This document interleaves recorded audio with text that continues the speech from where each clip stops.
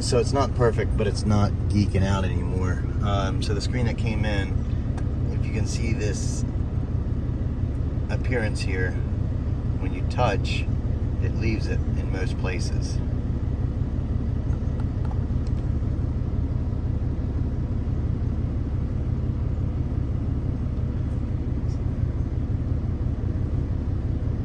The touch isn't as great of a response, but again, like I said, it is working. It isn't geeking out as of right now.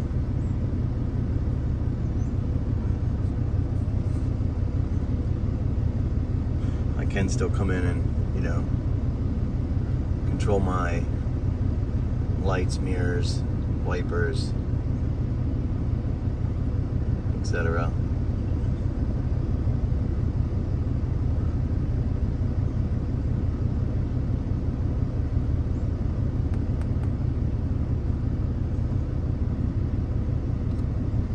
See, like I said, it's not the greatest on response. I think it might be the manufacturer of the Digitizer that came in, but the Digitizer itself is not that great. But again, it's working. It's not geeking out. So I can at least listen to music, control my lights, wipers, etc. Still be able to see my backup camera when I put it in reverse. Go in, and one of the things that I really like is travel length, fuel prices.